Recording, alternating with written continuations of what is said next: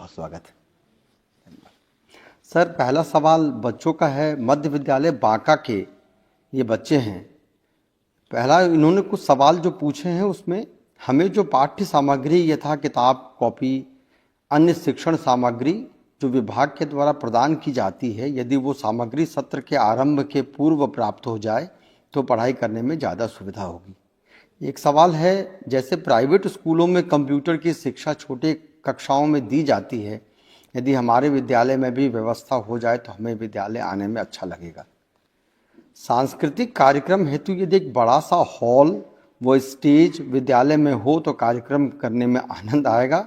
और खेलना हम बच्चों का सबसे ज़्यादा पसंद है, परंतु विद्यालय में खेल का मैदान नहीं होने से हम लोग खेल की घंटी का समुचित उपयोग नहीं करते।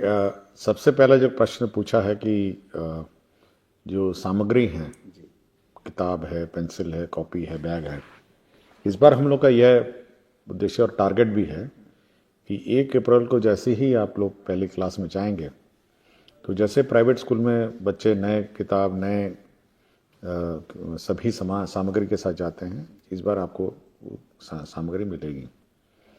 और हम यह भी कोशिश में हैं कि जो यूनिफॉर्म है, जो वर्दी है, जो ड्रेस है, वो भी आपको समय पे नए क्लास जाने के तुरंत ही उसी दिन आपको मिल जाए, ताकि आप नए ड्रेस में, नए किताबें, नए बैग के साथ आप नए स्कूल में जाएंगे। तो ये हम लोग का उद्देश्य है और हम लोग का टारगेट है, और हम उम्मीद करते हैं कि आपको 1 अप्रैल 2025 में ये सब सामग्री उपलब्ध हो जाएगी। जहाँ तक आपने कंप्यूटर ज्ञान की बात की है, हम लोग 8वीं क्लास तक हम लोग कंसंट्रेट अभी कर रहे हैं, और जूनियर क्लासेस में थोड़ा हम लोग का अभी भी इंफ्रास्ट्रक्चर का इशू है। कंप्यूटर कहाँ लगाएंगे, क्या है, क्लासरूम्स का भी अभी अभाव है। लेकिन हम लोग कोशिश में लगे हुए हैं कि कहीं मोबाइल मतलब कंप्यूटर लैब विभिन्न स्कूल में जाएगी, थोड़ा ज्ञान देंगी कि कैसे कंप्यूटर होता है। कंप्यूटर शिक्षा के मोबाइल क्लासरूम का हम लोग व्यवस्था करने की कोशिश में हैं, ताकि प्रखंड में कम से कम घूमे, तिथि निर्धारित हो, ताकि जो छोटे बच्चे हैं, प्राइमरी स्कूल के भी बच्चे हैं जहाँ पे कम से कम क्लासरूम नहीं है, कम से कम ये मोबाइल कंप्यूटर वैन बहुत जगह है जिसमें 10-15 कंप्यूटर रहते हैं, बच्चे चढ़ जाते हैं उस कंप्यूटर वैन में और अपना कंप्यूटर ज्ञान करते हैं। तो ये हम लोग ट्रायल के रूप में हम लोग ट्राई कर रहे हैं कि कम से कम प्रखंड स्तर पर वैन उपलब्ध हो और ये विभिन्न स्कूल जाए और वहाँ पे कंप्यूटर में छोटे बच्चों को कंप्यूटर सिखाएंगे। और जहाँ तक बात मैदान की है, तो मैं कुछ स्कूल में गया भी था जहाँ पे जगह की कमी थी, तो हम लोगों ने डीएम को यह अनुरोध किया है कि अगल बगल जो ज़मीन खाली पड़ी है उसको खाली करा के, मतलब उसको मैदान के रूप में डेवलप करके स्कूल के साथ संबद्ध किया जाए। हो सकता है कि स्कूल के अंदर ना हो, किंतु अगल बगल मैदान हो। और हम लोग का यह उद्देश्य है कि स्पोर्ट्स एक्टिविटी जो है स्कूल की वो बहुत ही सीरियस हो और कंपलसरी हो। तो स्कूल के अगल बगल कोई मैदान अगर होता है उसको खाली करा के, उसको समतल करा के उसको स्कूल के उपयोग में लाया जाए, यह हम लोग डीएम को आदेश दे रहे हैं। एक ये सांस्कृतिक कार्यक्रम के लिए बड़ा हॉल चाह रहे हैं सर। देखिए, हॉल का है अभी धीरे धीरे होगा, मतलब कोशिश में है, पहले हाई स्कूल में होगा फिर उसके बाद होगा, बट अभी जगह का अभाव है। बट मैं सोच सकता हूँ कि यह समस्या है हॉल की, तो धीरे धीरे होगा, उम्मीद करिएगा। लेकिन मैदान सबसे आसान काम है। मैदान स्कूल के बाहर भी हम लोग मैदान उपलब्ध कराने का प्रयत्न करेंगे। Thank you sir. एक बच्ची है तन्नू कुमारी, पीएन एंग्लो स्कूल से है। सर, स्कूल में कुछ बच्चों द्वारा मोबाइल का इस्तेमाल किया जा रहा है, इस पर रोक लगाई जाए। ये हमारे जो बच्चे हैं, जिस स्तर के बच्चे हैं, उनको मोबाइल का तो मेरी जानकारी में अफोर्ड नहीं कर पाएंगे स्कूल में लाने के लिए। लेकिन ये गलत बात है कि बच्चे स्कूल में मोबाइल लाते हैं। ये अभिभावक को भी इंश्योर करना चाहिए कि ऐसे बच्चों को मोबाइल नहीं दिए जाएं, और ताकि वे स्कूल में अंदर ले आएँ। और हम लोग कोशिश करेंगे कि सरप्राइज चेकिंग रखें। अब रोज़ हम चेकिंग तो लगा नहीं सकते हैं कि रोज़ सबका बैग चेक किया जाए, लेकिन इंस्ट्रक्शन ज़रूर दे सकते हैं कि अगर बच्चा मोबाइल किसी कारण से लाना ज़रूरत भी पड़ जाए तो कहीं जमा करके रखेगा और स्कूल समाप्ति के बाद ले जाएगा। और स्कूल में मोबाइल ऑब्वियसली अलाउड नहीं है। मतलब ये बहुत ही स्ट्रिक्टली अलाउड नहीं है। जी। ये केशव कुमार हैं, 10वीं में पढ़ते हैं जीडी पाटलिपुत्रा स्कूल पटना में, और करण कुमार हैं जो 12वीं में पढ़ते हैं पटना कॉलेजिएट में। एक ही जैसा सवाल है दोनों का। विद्यालय में पुस्तकालय होने से पढ़ने में सुविधा हो रही है सर, परंतु विद्यालय से पुस्तक इशू भी किए जाएं तो और बेहतर होगा। हम लोगों ने ऐसा कोई रिस्ट्रिक्शन नहीं लगाया, ये हेडमास्टर पर निर्भर है कि किताब इशू हो नहीं हो। और मैं चाहूँगा कि बच्चे स्कूल में, बच्चे घर किताब लेके जाएं और पढ़ के अगले दिन या 2-3 दिन में वापस करें। तो इस बारे में मैं ज़रूर हेडमास्टर सबको निर्देशित करूँगा। इनके क्वेश्चन पर कम से कम ये मैं आदेश निर्गत करूँगा कि जो लाइब्रेरी की बुक्स हैं वो इशू करेंगे और 2-3 दिन बाद उसको लौटा देंगे, मतलब मैक्सिमम सप्ताह भर, ताकि बाकी बच्चे भी पढ़ सकें। लेकिन मैं अनुरोध ये करूँगा कि जब इशू करके ले जाएं तो समय पर किताबों को लौटाए भी, ऐसा नहीं कि महीने महीने रख लें, क्योंकि सभी बच्चों के उपयोग की किताबें हैं। जी। एक सवाल है, केशव कुमार हैं, 10वीं में पढ़ते हैं। इनका सवाल है, विद्यालय में कक्षा 10 के 2 सेक्शन हैं, ए और बी, वहाँ पोशाक राशि मिल चुकी है, जबकि उसी कक्षा के अन्य 2 सेक्शन सी और डी में यह राशि नहीं मिली है। पूछने पर शिक्षक द्वारा कोई जवाब नहीं मिलता है। एक और सवाल है इनका कि लगता हुआ विज्ञान प्रयोगशाला होने के बावजूद भी इसका इस्तेमाल नहीं कराया जा रहा है। देखिए, पोशाक की राशि हम लोगों ने सबको कहा है देने को, और ये कंप्लेन आई है। हम लोगों ने जो जिला शिक्षा पदाधिकारी है उसको कहा है, और उम्मीद करते हैं कि सप्ताह भर में आपको राशि मिल जाएगी। ये कंप्लेंट की जांच होगी और जो भी दोषी होंगे उस पर भी मैं कार्रवाई करूँगा। जहाँ तक लेबॉर्ट्री की बात है, तो मैं सभी टीचर से ये अनुरोध करता हूँ, और मैं 2-3 स्कूल्स में गया भी था। तो वहाँ हुआ ये था कि एक स्कूल गया था मैं, वहाँ पे मैंने पूछा जो टीचर है हेडमास्टर से, मैंने पूछा ये बच्चे कहाँ हैं? तो बोला लेबॉर्ट्री क्लास चल रही है। तो जब मैं उस क्लास में गया तो देखा लेबॉर्ट्री तो क्लास थी, लेकिन उसमें क्लास चल रही थी। मतलब मेरा ये अनुरोध है टीचर से कि लेबॉर्ट्री क्लास का मतलब ये नहीं कि लेबॉर्ट्री में क्लास चलाना। लेबॉर्ट्री क्लास का मतलब है लेबॉर्ट्री में जो केमिकल है, उसमें जो उपकरण है या जो भी माइक्रोस्कोप है, उसका प्रयोग करके बच्चों को सिखाना। ये नहीं कि उसको एक क्लासरूम बना दिया जाए और कह दिया जाए कि आज तो लेबॉर्ट्री की क्लास है, लेबॉर्ट्री में बैठिए और क्लासरूम चला। ये बिल्कुल गलत है।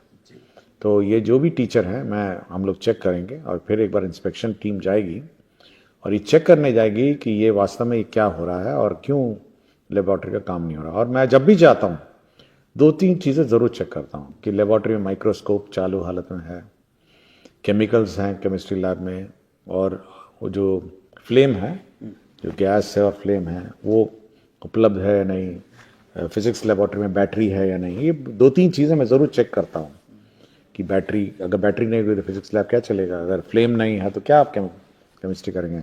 और क्लास में अगर लेबॉर्ट्री क्लास में माइक्रोस्कोप ही नहीं है तो इसका मतलब कुछ कर नहीं रहे हैं, केवल खाना पूरी हो रही है। तो ये बेसिक चीज़ें मैं ज़रूर चेक करता हूँ। लेकिन मुझे ठीक नहीं लगा।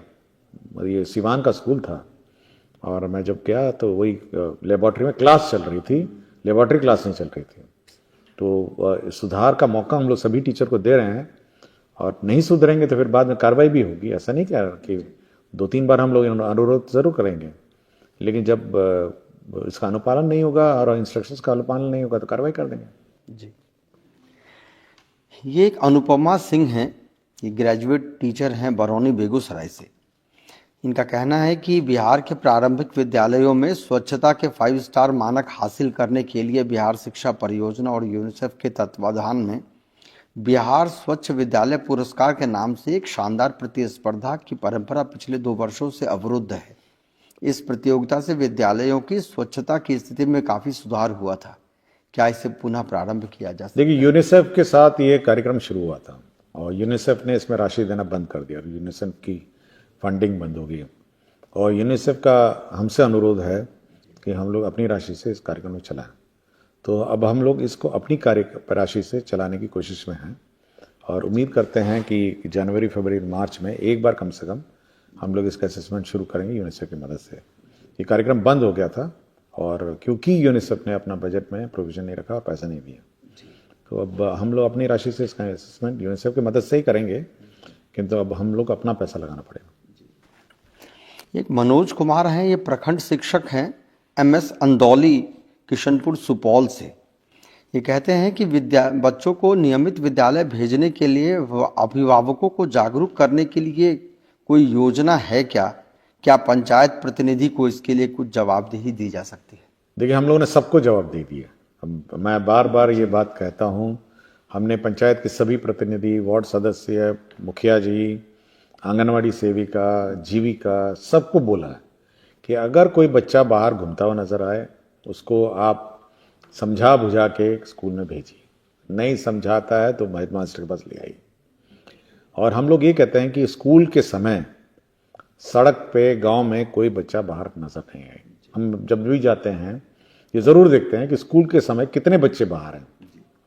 तो यह गांव वालों का और पूरे समाज के, गांव में अब कैसे लगता है आपके टोले में अगर बच्चा स्कूल के टाइम में बाहर घूम रहा हो? और बार बार मैं बोलता हूँ कि एक अशिक्षित बच्चा उस गांव के लिए मुसीबत है। मैं बार बार ये बात कहा, मैं पिछले भी 2-3 इंटरव्यू में मैंने कुछ कहा है कि अशिक्षित बच्चा उस गांव के लिए मुसीबत है। इसलिए ये गांव का दायित्व है और गांव के वार्ड मेंबर का, मुखिया का, कि उस बच्चे को पकड़ के लाइए और उसको स्कूल में आप समझा बुझा के उसको स्कूल में भर्ती कराइए, उसको अशिक्षित नहीं रखिए। अभी कैसे देखते रहता है लोग कि भाई देखो तालाब में मछली पकड़ रहा है, नदी में मछली पकड़ता है, या बाहर ऐसी घूम रहा है, मतलब कोई बिना किसी उद्देश्य के। ये गांव के किसी भी व्यक्ति को टॉलरेट नहीं करना चाहिए। और जहां जिस दिन गांव का व्यक्ति टॉलरेट करना बंद कर देगा तो सारे बच्चे स्कूल में अपने आ जाएंगे। सरकार स्कूल चलाती है, कोई पैसा थोड़ा नहीं लेती है, फ्री में चलाती है। बच्चों को बैठाइए, समझाइए, बोलिए कि जाके स्कूल में पढ़िए। तो इसलिए सभी गांव वासियों से और सभी लोगों से मेरा अनुरोध है कि स्कूलिंग टाइम में बच्चे इधर उधर घूमते हुए नजर नहीं आना चाहिए गांव में। बिल्कुल सर, थैंक यू, ये बहुत उपयोगी है सर। मोहम्मद अजहर हुसैन हैं, स्कूल टीचर हैं। It is generally seen in government schools that only below average financially students get involved because of some major factors, and one of the major factor that is that a huge difference is in the function of MDM that is only served on floor, which gives a sense of poverty, ugliness and filth. Why can't government make arrangement like mess where students can have their meals sitting on table in a separate room like in private residential schools? Kindly consider this. देखिए, यह गलत भावना है कि सरकारी school में गरीब बच्चे पढ़ते हैं। और अगर हम लोग अपना यूपीएससी का लिस्ट देखें, आईएएस का, आईपीएस का, तो बहुत सारे बच्चे हैं जो गवर्नमेंट स्कूल से पास आउट हैं। तो यह बिल्कुल गलत धारणा है कि केवल गरीब, सभी लोग पढ़ते हैं। और प्राइवेट स्कूल हर गांव, हर पंचायत में और हर मोहल्ले में नहीं है। बिल्कुल। और सरकारी स्कूल हर गांव में है, मोटा मोटी 80,000 के करीब हैं हर गांव में। तो इसलिए यह बिल्कुल मतलब गलत है कि गरीब आदमी, सभी बच्चे पढ़ते हैं। और जहाँ तक बात यहाँ की है कि मिड डे मील की बात है, देखिए गांव की जो व्यवस्था है, मतलब ठीक है, जगह अगर होती तो मेस होता, अलग कमरे होते तो मेस भी हो जाता, टेबल भी हो जाता। हम लोग तो स्कूल के क्लासरूम के लिए टेबल हम लोगों ने लगाए हैं, और वो भी बहुत सरकार ने अपनी पूरी राशि ताकत लगा के सभी स्कूल के क्लासरूम में आपके बेंच और डेस्क लगा दिए। लेकिन अगर हम लोग को मतलब बेंच अलग से मेस बनाना होगा तो उतने ही बच्चों का फिर टेबल और चेयर लगाना पड़ेगा। बिल्कुल। क्योंकि बहुत ही एक तो खर्चीला है और एक तो इंफ्रास्ट्रक्चर का और इशू है। अभी तो बच्चे ने मतलब क्या कहते हैं, कल्चरल कार्यक्रम, मतलब सांस्कृतिक कार्यक्रम के लिए कमरा मांगा है, तो वो सब कहाँ से होगा। लेकिन एक अच्छा फीलिंग रहता है। मैं भी जाता हूँ मिड डे मील में तो पंगत में बैठता हूँ, और गांव में जाता हूँ तो पंगत में बैठता हूँ, और मेरी अपनी बारी आती है। जैसे मैं जब भी जाता हूँ तो बच्चे बैठे रहते हैं, तो मैंने कहा ठीक है, जब वो खा लेंगे तो मैं अपनी पंगत में बैठूंगा। तो बच्चों के साथ पंगत में बैठ के आराम से बैठ के खाने में अपना मज़ा है। और ज़मीन में बैठ के खाने का एक साथ मतलब कंधे से कंधा मिला के, मतलब सभी वर्ग, सभी धर्म के बच्चे जब एक साथ बैठ के खाते हैं और बड़ा अच्छा लगता है। जी। और कोई थोड़ा आदत हम लोग को जो पुरानी अपनी ट्रेडिशनल आदत है तो उसकी याद आती है। तो अच्छा लगता है। लेकिन अगर बहुत व्यवस्था हो और बहुत ही बड़े कैंपसेस हों तो हम लोग मेस हॉस्टल की तरह रख सकते हैं। किंतु यह व्यवस्था मेरे ख्याल से एक सामाजिक इक्वालिटी की बात है कि सभी बच्चे सभी धर्म के सभी वर्ग के एक साथ बैठ के खाते हैं। और मैं कहता हूँ कि सफाई रखिए, ये नहीं कह रहा हूँ कि गंदगी में बैठ के खाइए, बिल्कुल सफाई रखिए, चद्दर बिछाइए और पंगत में खाइए। बहुत सही कहा है सर, शुक्रिया सर। एक सवाल है सर, अभिषेक कुमार हैं, बीपीएससी टीआरई वाले शिक्षक हैं, पॉलिटिकल साइंस के। सर मैं राजनीति शास्त्र कक्षा 11वीं 12वीं का अध्यापक हूँ। मेरा प्रश्न यह है कि क्या बच्चों की तरह शिक्षकों का भी एक अलग यूनिफॉर्म नहीं होना चाहिए? अगर शिक्षक भी प्रतिदिन ड्रेस में विद्यालय आएंगे तो बच्चे भी प्रेरित होकर ड्रेस में आएंगे। कृपया विचार कीजिए। देखिए, हम लोगों ने तो शिक्षकों के लिए ड्रेस कोड किया है, जीन्स और टी शर्ट में नहीं आएंगे, क्या ड्रेस पहनना है सरकारी है। लेकिन इस टीचर के ड्रेस में रहने और नहीं रहने से मेरे ख्याल से स्कूल का डिसिप्लिन यूनिफॉर्म में आना, मेरे ख्याल से ये कोई मुझे समझ में नहीं आया। क्योंकि सब जगह जहाँ पे भी देखते हैं यूनिफॉर्म में, बच्चे तो यूनिफॉर्म में रहते हैं और जो भी टीचर्स हैं वो अपना अनुसार आते हैं, अपने ड्रेस के अनुसार आते हैं जो सरकार निर्धारित करते हैं। हम लोग का कोई विचार नहीं, बिल्कुल विचार नहीं है कोई यूनिफॉर्म टीचरों का बनाना। अपना जो व्यवस्था है, जो